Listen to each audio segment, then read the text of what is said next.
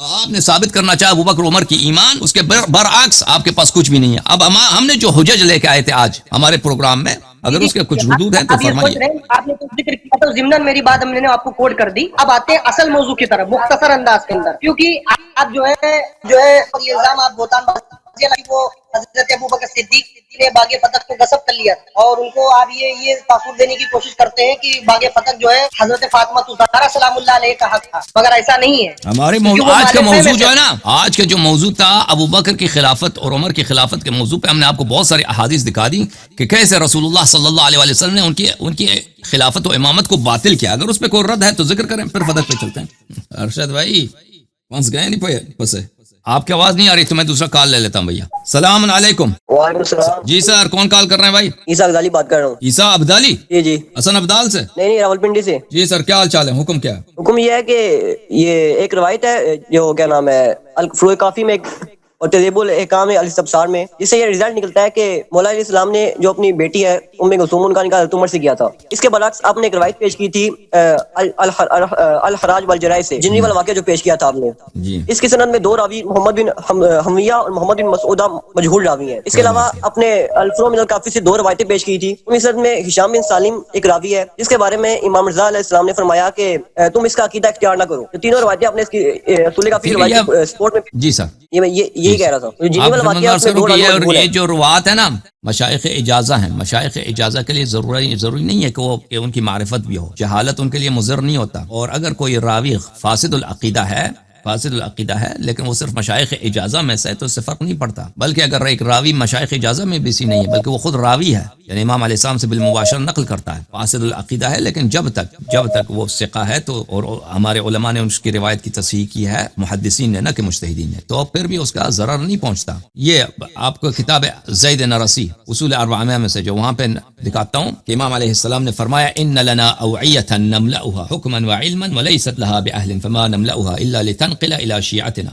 فانظروا الى ما في الاوعیۃ فخذوها ثم صفوها من الكذورة تأخذونها بيضاء نقية صافية وإياكم والأوعية فإنها وعاء سوء فتنكبوها. فرمایا کہ ہمارے پاس کچھ ایسے ظرف ہیں کہ ہم ان ظروف کو علم اور حکمت سے بھر دیتے ہیں، ایسے روات ہیں کہ ہم ان کو علم اور حکمت دیتے ہیں اور وہ اس علم و حکمت کے اہل نہیں ہیں. ہم ان ظروف کو بھرتے ہیں، ان روات کو علم دیتے ہیں، علم و حکمت دیتے ہیں تاکہ یہ نقل کریں ان کو، کیونکہ یہ سب راوی ہیں، نقل کریں ان کو ہمارے شیعوں کی طرح. بس تم ان روات کا جو روایتیں ہیں تم لے لو اور ان کی اپنی آراء سے تمہیں کام نہیں ہے. ٹھیک ہے، سمجھ آئی بات آپ کی؟ ہمارے نزدیک جو روایتیں ہیں ان کے روات میں اگر کوئی یعنی جو وسائط ہیں، وسائط میں کوئی جہالت ہو تو یا کوئی فاسد العقیدہ شخص ہو، کذاب بھی ہو، تو اس سے روایت کی صحت پہ اثر نہیں پڑتا، کیونکہ یہ کتابوں کے روایت کے اجازے دیتے تھے. اب ایک شخص کذاب بھی ہے، صرف وہ صاحب اجازہ ہے، اس سے فرق نہیں پڑتا کہ وہ کذاب ہے یا مجہول ہے یا فاسد العقیدہ ہے. ابھی دنیا میں بہت ہے کہ علماء دوسرے سے اجازے لیتے ہیں، اجازے کا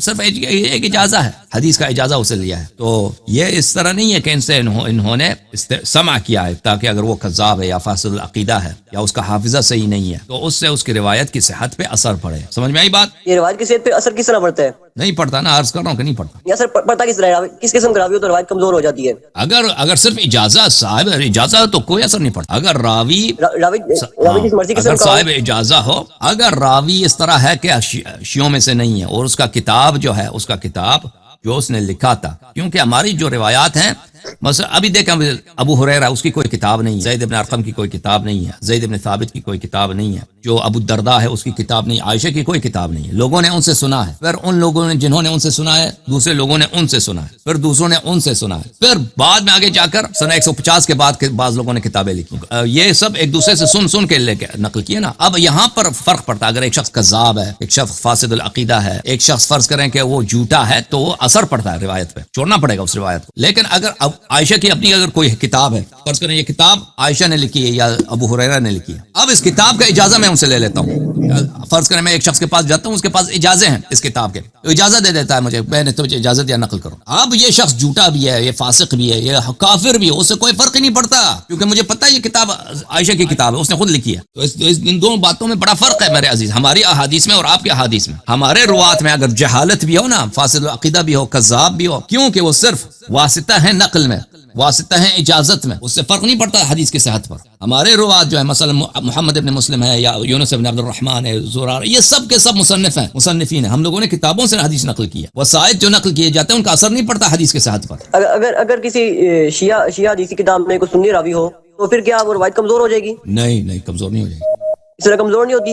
نہیں، بالکل کمزور نہیں ہوتا. ابھی میں نے دکھا دیا نا، امام علیہ السلام نے خود فرمایا کہ ہمارے پاس ایسے روات ہیں وہ بالکل ہمارے احادیث کے اہل نہیں ہیں، پھر بھی ہم ان کو حدیث دیتے ہیں اس لیے کہ وہ نقل آگے جا کے نقل کریں گے اور پھر ہمارے شیعوں کے ہاتھ لگے گا. ہم اسی ان کو احادیث دیتے ہیں کیونکہ یہ احادیث ہمارے شیعوں تک منتقل ہو جاتے ہیں. اگر کوئی شخص فاسد العقیدہ ہے، امام علیہ الصلوۃ والسلام کا صحابی ہے، امام علیہ السلام سے نقل کرتا ہے، اس کا کتاب اگر شیعوں کے پاس معتبر ہے، اگر شیعوں کے پاس وہ خود بالمباشرہ امام کی صحابی ہے لیکن شیعہ نہیں ہے، امام علیہ السلام سے نقل کرتا ہے حدیث، لیکن شیعہ محدثین کے نزدیک وہ شخص سچا ہے، اب وہ اس حدیث کے ساتھ پہ کوئی فرق نہیں پڑتا. اب اگر ایک شخص غیر شیعہ ہے، وہ وسائط میں سے ہے، مثلا وہ کتاب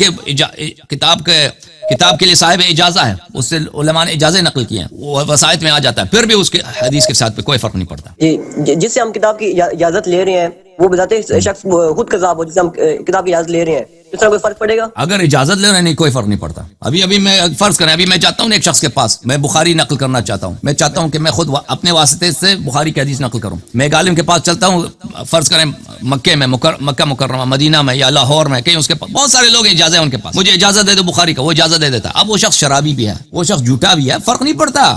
کیا فرق پڑتا؟ کیونکہ مجھے پتا ہے یہ بخاری کی کتاب ہے، بخاری کی کتاب ہے. اب میں نے جس شخص نے مجھے اجازت دی ہے بخاری نقل کرنے کی، وہ اگر جھوٹا بھی ہے، وہ فاسق ہے، وہ کرسچن بن گیا، فرق نہیں پڑتا اس سے، یہ کوئی اس سے اثر ہی نہیں پڑتا حدیث کے ساتھ. ٹھیک ہے نا؟ صحیح ہے. اللہ حافظ. اللہ حافظ. خدا حافظ.